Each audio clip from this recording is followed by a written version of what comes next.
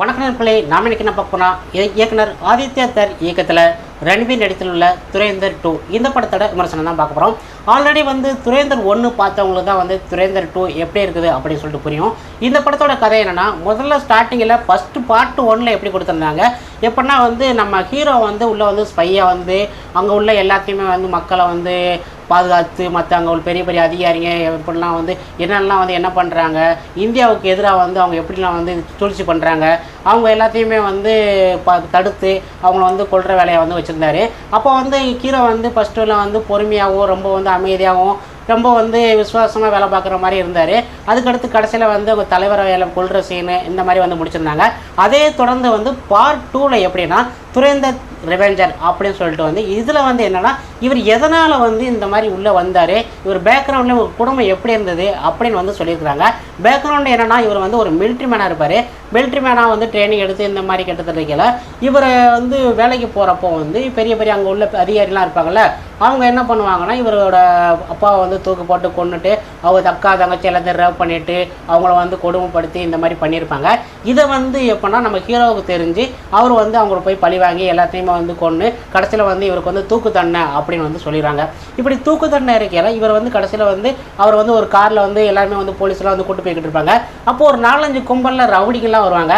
அவங்கெல்லாம் இவரை கடத்திட்டு போயிட்டு பார்த்தா அங்கே தான் நம்ம படத்தோட ஒரு மிகப்பெரிய ஒரு முக்கியமான சீனை எனக்கு மாதவன் தான் இவர் கடத்திட்டு போயிடுவாங்க. கடத்திட்டு போயிட்டு அவர் சொல்லுவார், இந்த மாதிரி நாட்டுக்காண்டி நீ போராடினது எல்லாமே நல்லதான், ஆனால் ஒரு ஆக்ரோஷப்பட்டு ஒரு இதனால் இதாகிட்ட உன்னோட குடும்பத்தை நாங்கள் பார்த்துக்குறோம், மாதமான 30,000 நாங்கள் கொடுத்துறோம், ஆனால் நீ எங்களுக்கு ஒரு உதவி செய்யணும். எப்படின்னா நீ என்ன பண்ணுறன்னா இங்கேருந்து ஸ்பையாக பாகிஸ்தான் போய் அங்கே போயிட்டு என்னென்னலாம் பண்ணுறாங்க, அவங்க இந்தியாவுக்கு எதிராக என்ன பண்ணுறாங்க, அது எல்லாத்தையுமே கண்டுபிடிக்கணும். உன்னை பார்த்தா ஒரு மிகப்பெரிய கெங்காக தெரியுது, நீ தான் பண்ண முடியும் அப்படின்னு சொல்லிட்டு இவங்க சொல்லிடுவாங்க. இந்த மாதிரி நீ ஒத்துக்கிட்டாண்டி உனக்கு தூக்கு தண்டனையில் ரிலீஸ் பண்ணிடுறோம் அப்படின்னு சொல்லுவாங்க. சரின்னு சொல்லிட்டு இவர் அங்கே ஸ்பையாக போய் அதுக்கடுத்து அங்கே உள்ள எல்லாருக்குமே இது பண்ணி நல்ல விசுவாசமாக இருந்து அந்த பெரிய தலைவரை கொள்கிற சீனை ஸ்டார்டிங் 1ல் பார்த்துருப்போம். அதே சீனில் தான் இப்போ இதில் என்னென்னா இதில் 2ல் அவங்க கூடயே இருப்பார், அவங்க தம்பி இருப்பார்ல, யார் அந்த பெரிய வில்ல இறந்தான்ல அவரோட தம்பி கூட இவர் கூட்டாளி சேர்ந்துருப்பார். சேர்ந்த உடனே அவங்க தம்பி கூடயே பழகி அவங்க கூட இருந்து எப்படின்னா பெரிய பெரிய தலைங்க யார் என்ன ஏதுன்னு சொல்லிட்டு விசாரித்து அவங்க எல்லாத்தையுமே இந்தியாவுக்கு எதிராக என்னென்னலாம் பண்ணுறாங்க, என்னென்ன சூழ்ச்சி பண்ணுறாங்க அப்படின்னு ஒவ்வொன்றா கண்டுபிடிச்சி அவங்க எல்லாத்தையுமே போட்டு தள்ள வேலை தான் இவரோட மிகப்பெரிய ஒரு வேலை. இப்படி கட்டத்தில் இருக்கையில் அந்த தம்பியாக இருப்பார்ல அவரே ஜெயிலுக்கு அனுப்பிடுவார். அப்புறம் இவர் தான் பாகிஸ்தான்லேயே ஒரு மிகப்பெரிய ஒரு டானா இருப்பார். இப்படி டானா இருந்து அவங்க பெரிய பெரிய அரசியல்வாதிகள் அவங்க எல்லாரும் கூடயுமே சேர்ந்து யாராரும் என்ன பண்ணுறான்னு சூழ்ச்சி பார்த்தா மிகப்பெரிய சூழ்ச்சி பண்ணுவாங்க. எப்படின்னா இந்தியாவுக்குள்ளேயே நம்ம அவங்க போதைப் பொருளை இந்தியாவுக்குள்ளேயே கொண்டு அங்கேருந்து பல கோடி ரூபாய்க்கு விற்று அதே காசை அமெரிக்கா கொண்டு போய் அமெரிக்காவில் நமக்கு எதிராக காஸ்ட்லியான பெரிய பெரிய பாம் துப்பாக்கி ஏவுகணைகள்லாம் வாங்கி நம்மளை அழிக்கிறதா இவங்களோட பிளான். இப்படி பிளான் இருக்கையில் இதை யார் பண்ணுவாருன்னா நம்ம ஹீரோவோட ஃப்ரெண்டு என்ட்ரோல் சீனில் ஒரு மாசான சூப்பரான ஒரு என்ட்ரோல் சீன் வருவார். இவர் தான் இந்த கடத்திட்டு போயிட்டு அங்கே உள்ள போதைப் பொருள்லாம் விற்கிற சீன்லாம் பண்ணியிருப்பார். இது ஹீரோவுக்கு தெரிஞ்சு அவரை சண்டை போடுற சீன் எல்லாமே நல்லாயிருக்கும். படத்தில் ஸ்டார்டிங்கில் இருந்து ஒரு விறுவிறுப்பாக போனது இன்டர்வலில் ஒரு சூப்பரான ஒரு ட்விஸ்ட் இருக்குது. அதுக்காண்டியே இந்த படத்தை பார்க்கலாம். அதுக்கடுத்து படம் 4 மணி நேரம் ரொம்ப ஸ்லோவாகவே போய்கிட்டு இருக்கும். அப்புறம் ஒவ்வொரு தலைங்களாம் கொள்வது இந்த மாதிரியாக தான் நடத்திக்கிட்டு இருக்கோம். ஆனால் இவர் என்னென்னா அந்த படத்தில் என்னென்னா இவங்க கூடவே இருப்பாங்க, இவங்க கூட உள்ளவங்களே இதில் கொள்ளுவாங்க. ஆனால் இது யாருமே கேட்க மாட்டாங்க. ஆனால் இவங்களுக்கு தெரியும் இவர் தான் கொண்டாங்கன்ட்டு. கடைசி வரை கேட்க மாட்டாங்க, யார் கொண்டான்னா கொண்டாட்டா நமக்கு என்ன, நமக்கு வேலை நடந்தால் போதும் அப்படிங்கிற மாதிரி தான் இது கொடுத்துருப்பாங்க.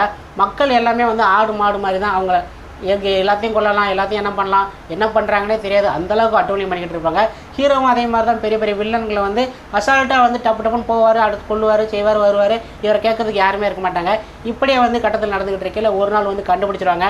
கண்டுபிடிச்சி ஹீரோ அடி அடின்னு அடித்து துவச்சி அடி அடின்னு துவச்சி ஹீரோ அதுக்கடுத்து தப்பிச்சாரா என்பதான் இந்த படத்தோட இது.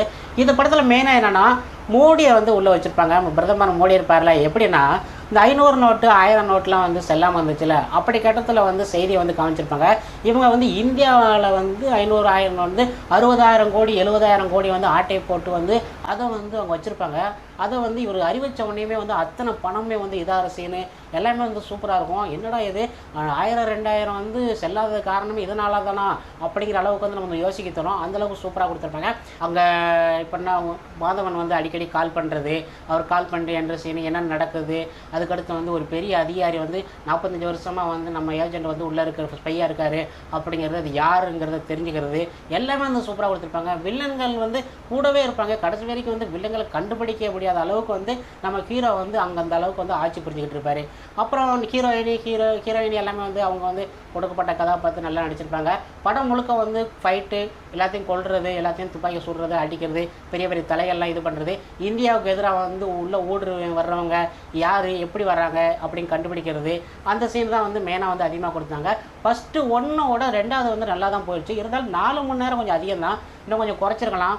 படம் வந்து விறுவிறுப்பாக போயிருந்தா கூட 4 மணி நேரத்துக்கு வந்து இந்த கதை ஒருத்தா அப்படின்னு சொல்கிறதுனா கொஞ்சம் இதுதான் சொல்ல முடியும். ஓகே, ஒரு தடவை வந்து குடும்பத்தோட ஃபேமிலியோடு வந்து பார்க்கலாம்.